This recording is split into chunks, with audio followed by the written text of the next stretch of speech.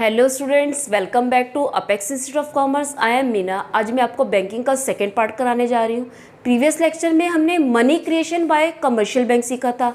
आज हम करेंगे कि सेंट्रल बैंक के फंक्शन क्या है। सेंट्रल बैंक के बहुत सारे फंक्शन हैं और सेंट्रल बैंक को अपेक्स बैंक के नाम से भी जाना जाता है। और इनमें मोस्ट इंपॉर्टेंट फंक्शन आता है गवर्नमेंट का bank and note issuing authority. अब हम फंक्शंस के बारे में वन बाय वन डिटेल में करेंगे। Bank of issuing notes, RBI जो है वो इंडिया का सेंट्रल बैंक है। ये सेंट्रल बैंक का काम मोस्ट इंपॉर्टेंट वर्क होता है गवर्नमेंट की तरफ से नोट इशू करना।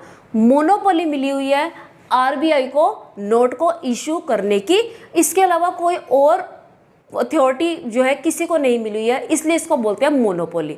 मतलब जब किसी काम पर किसी एक पर्सन का राइट हो उसको बोलते हैं monopoly.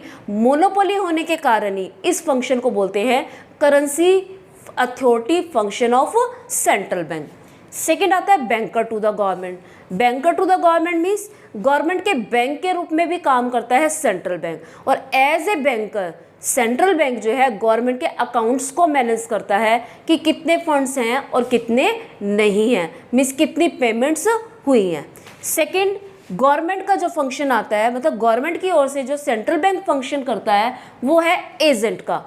As an agent central bank जो है क्या करता है, गवर्नमेंट की सिक्योरिटीज़ को परचेज और सेल करता है। और सेल और परचेज करना इन्फ्लेशन और डिफ्लेशन की सिचुएशंस को कंट्रोल करने के लिए ज़रूरी होता है। मार्केट में जैसे भी सिचुएशन दिखती है इन्फ्लेशन और डिफ्लेशन की, उसके अकॉर्डिंग जो है वो उनको सिक्योरिटी को सेल करता है या परचेज करता है। थर्ड आता है आपका एडवाइज़र। गवर्नमेंट के लिए वो एक एडवाइज़र का काम भी करता है, फाइनेंशियल एडवाइज़र, कि कैसे गवर्नमेंट अपने घाटे के बजट को सरप्लस के बजट में चेंज कर सकती है या मार्केट में इन्फ्लेशन और डिफ्लेशन की सिचुएशन को कैसे कंट्रोल कर सकती है। इसके लिए आरबीआई गवर्नमेंट की तरफ से पॉलिसीज़ फ्रेम करता है। पहले उसको एडवाइस करता है और गवर्नमेंट को एडवाइस करने के बाद जब उसको अप्रूवल मिल जाता है तो वो मॉनेटरी पॉलिसी या फिजिकल पॉलिसी बनाता है। क्या होती है ये मॉनेटरी पॉलिसी? यानी कि बैंक रेट डिसाइड करना। ये है तो काम किसका? गवर्नमेंट के कहने पे ही किया जा सकता है, लेकिन एडवाइस कौन करता है? सेंट्रल बैंक करता है। बैंक रेट हो गई, सीआरआर कितना रखना है, और ये सब चीज़ें किसके द्वारा डिसाइड की जाती है? आरबीआई के द्वारा। नेक्स्ट आता है bankers bank and supervisory role. अब बैंकर्स बैंक पहले जो वर्क था गवर्नमेंट के बैंक के लिए था, अब वो बैंकर का काम करता है किसके लिए? बैंक्स के लिए। अब बैंक कौन से की बात हो रही है? Commercial bank. जो आरबीआई है वो कमर्शियल बैंकों के लिए भी बैंकर का काम करता है। वो उनके डिपॉजिट्स को एक्सेप्ट करता है और उनको लोन भी देता है। कमर्शियल बैंक पब्लिक को देते हैं, यानी कि कस्टमर के लिए बैंक कौन हुआ? कमर्शियल बैंक हुआ। अगर कमर्शियल बैंक को पैसा चाहिए तो वो किससे लेते हैं? आरबीआई से ही लेते हैं। नेक्स्ट आता है कमर्शियल बैंकों के लिए वो एक सुपरवाइजरी रोल का भी काम करता है। सुपरवाइजर किसको बोलते हैं? जो उनकी एक्टिविटीज़ को मॉनिटर करता है। तो कमर्शियल बैंकों की एक्टिविटीज़ में मॉनिटर करने का काम होता है आरबीआई का। और मॉनिटरिंग कैसे करता है? आपको पता है कि जैसे सीआरआर है, एलआरआर है, बैंक रेट है, ये सब कौन डिसाइड करता है? ये आरबीआई ही डिसाइड करता है। लेकिन बाद में वो ये जरूर चेक करता है कि जो रेट सेंट्रल बैंक ने डिसाइड की है, मतलब मीन्स मैंने डिसाइड की है, क्या कमर्शियल बैंक उन रूल्स को फॉलो कर रहे हैं या नहीं कर रहे हैं। थर्ड आता है इसका function clearing house function. Clearing house function क्या है? आपको पता है एक प्रीवियस लेक्चर में भी मैंने आपको एक पॉइंट बताया था कि जब जो है चेक वगैरह इशू होते हैं, हो सकता है कि एक कस्टमर के पास एसबीआई का चेक हो और एसबीआई के पास जिसमें अकाउंट है उसके पास पीएनबी का चेक हो या किसी और अदर बैंक में अकाउंट हो, आप कह सकते हो आईसीआई में। तो अब क्या है, इन्होंने इस चेक के पैसे एक बैंक को देने हैं और दूसरे बैंक ने उससे लेने हैं। यानी कि एक दूसरे का जब चेक, एक दूसरे के बैंक का चेक किसी एक दूसरे बैंक के पास होता है तो उन चेक को क्लियर करने का काम भी किसका होता है, वो भी सेंट्रल बैंक का होता है, क्योंकि सेंट्रल बैंक के पास जो है सभी बैंकों का अकाउंट होता है, क्योंकि अभी हमने कहा कि वो बैंकर्स बैंक है। इट मीन्स अपने वो सभी कस्टमर का अकाउंट रखता है। तो अगर किसी के पास SBI बैंक के पास PNB का चेक है तो उसको क्लियर कौन करेगा, सेंट्रल बैंक करेगा। अगर PNB बैंक के पास SBI का बैंक का चेक है उसको क्लियर कौन करेगा, उसको भी सेंट्रल बैंक ही क्लियर करेगा। इसको बोलते हैं क्लियरिंग हाउस फंक्शन।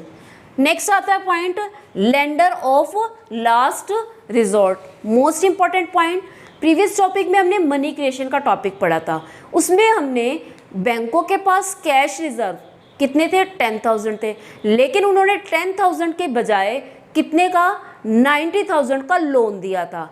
इसी को कहा था हमने मनी क्रिएशन 10,000 प्लस 90,000, यानी कि मैक्सिमम वो 1 लाख दे सकते थे। हमने वो निकाले थे टोटल डिपॉजिट, लेकिन हम ये मानकर चले थे, कमर्शियल बैंकों ने ये माना था कि सभी कस्टमर एक साथ पैसा मांगने नहीं आएंगे, किसी का पैसा आएगा उसको दे देंगे, फिर किसी तीसरे का आएगा, कोई मांगने आएगा तो उसको दे देंगे। लेकिन इमरजेंसी की सिचुएशन में ऐसा हो सकता है कि कभी बहुत सारे लोग अपना पैसा वापस मांगने आ जाएं, तो उस सिचुएशन में, उस इमरजेंसी में वो क्या काम करता है, RBI लेंडर का काम करता है। लेंडर मतलब कौन होता है, उधार देने वाला। वो उनको लोन देता है और उनकी जो है उस प्रॉब्लम को सॉल्व करता है, राइट। तो एक बार थोड़ा सा देख लो कि क्रेडिट क्रिएशन जब करता है, क्रेडिट क्रिएशन में 10,000 से कितने अमाउंट्स का, मैक्सिमम कितना अमाउंट इशू कर दिया था उसने, 1 लाख का, ठीक है। अगर इमरजेंसी आ जाए, सब लोग पैसा लेने आ जाए, इमरजेंसी आ जाएगी, इमरजेंसी की सिचुएशन में सेंट्रल बैंक कमर्शियल बैंकों को लोन दे देता है, ठीक है। इसलिए इसको बोलते हैं कि कमर्शियल बैंकों के लेंडर का भी काम कौन करता है, सेंट्रल बैंक करता है। नेक्स्ट आता है custodian of foreign exchange. Foreign exchange क्या होती है, जिस रेट पर एक करेंसी की रूपी को दूसरी करेंसी की रूपी में चेंज किया जाता है उसको बोलते हैं हम एक्सचेंज रेट। जैसे आजकल आपको पता है डॉलर जो है कितनी रुपीस के बराबर है, 73 रुपीस के बराबर है। अगर ये रूपी मतलब अगर हमारे देश की करेंसी जो है, हमारी इंडिया की करेंसी फॉरेन की करेंसी में क्या हो जाती है, कंपैरिजन में डाउन हो जाती है, मींस फॉरेन की करेंसी की डिमांड ज़्यादा हो जाए तो इंडियन रुपी की वैल्यू क्या हो जाती है, डाउन हो जाती है। तो इस सिचुएशन को कंट्रोल करने के लिए, जो कि इंडिया के लिए सही नहीं है, यानी कि एक्सचेंज रेट में अप्स और जो डाउन होते हैं उनमें जो स्टेबिलिटी लाने के लिए क्या करता है, RBI ही वर्क करता है स्टेबिलिटी लाने का काम, यानी कि फॉरेन एक्सचेंज के कस्टोडियन का काम, मीन्स रक्षा करने का काम भी किसका होता है, RBI का ही होता है। तो क्या करता है, ये मेंटेन करता है stability in exchange rate. Next point आता है आपका क्लियरिंग हाउस फंक्शन। अभी हमने ऊपर ही किया था, सेम यही है कि एक कस्टमर के पास उसका अकाउंट है SBI में, लेकिन उसके पास चेक किसका है, PNB का है, तो उसको चेक को क्लियर कौन करेगा, RBI करेगा और क्लियर हाउसिंग फंक्शन का काम करेगा। नेक्स्ट एंड लास्ट पॉइंट आता है आपका control of credit. Control of credit क्या होता है, देखो इसके ऊपर आपका एक पूरा टॉपिक था, लेकिन CBSE ने अब 30% सिलेबस रिड्यूस किया है, उस रिड्यूस टॉपिक में ये टॉपिक भी आता है। अगर ये टॉपिक डिलीट नहीं हुआ होता तो आपको ये पूरा डिटेल में समझाया जाता, लेकिन इन शॉर्ट मैं आपको बता देती हूँ। कंट्रोल ऑफ क्रेडिट, क्रेडिट का मतलब यहाँ पे क्या है, control of money supply. Money supply कौन करता है, कमर्शियल बैंक करते हैं और RBI करता है। उनको RBI क्या करता है, गाइड करता है, और फिर कमर्शियल बैंक उनको कंट्रोल करते हैं। शॉर्ट में बता देती हूँ आपको कि मनी सप्लाई को कंट्रोल करने में इन्फ्लेशन और डिफ्लेशन में क्या किया जाता है।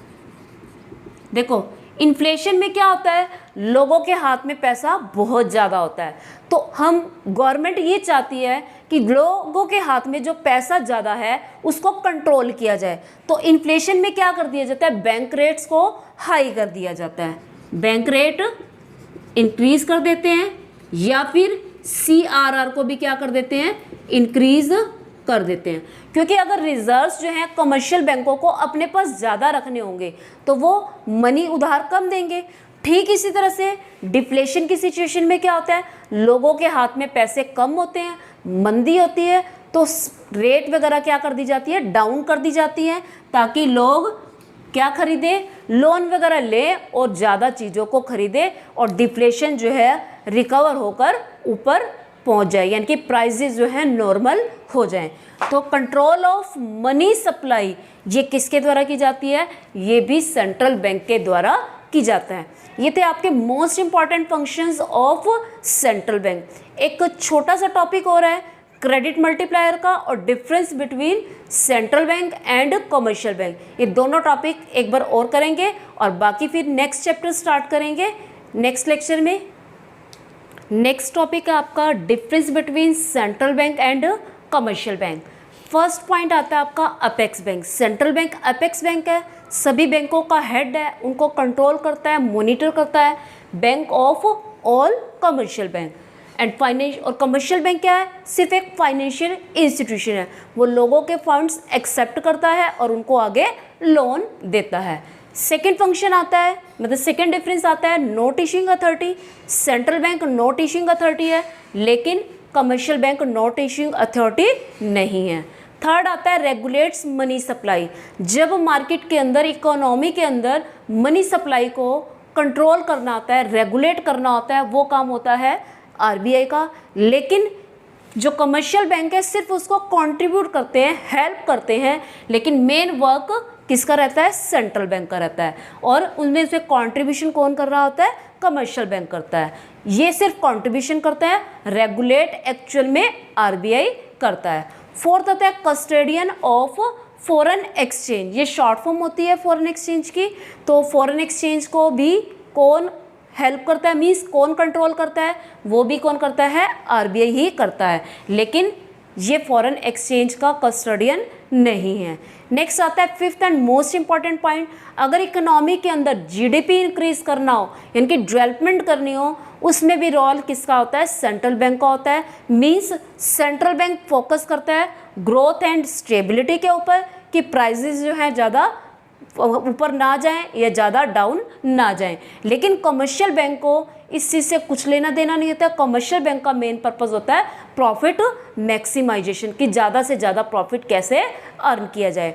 नेक्स्ट एक छोटा सा टॉपिक है आपका क्रेडिट मल्टीप्लायर का, जिसको हम डिनोट करते हैं K से।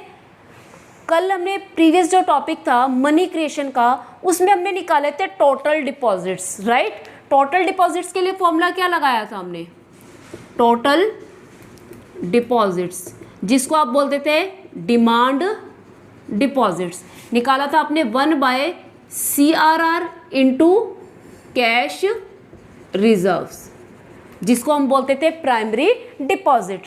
ठीक है, तो यहाँ से हमारे क्या निकले थे, डिमांड डिपॉजिट्स। तो अगर हमारे पास हमने K फाइंड आउट करना है, हम 1/CRR ले लेते हैं, तो आपके पास क्या आ जाता है, वो क्रेडिट मल्टीप्लायर।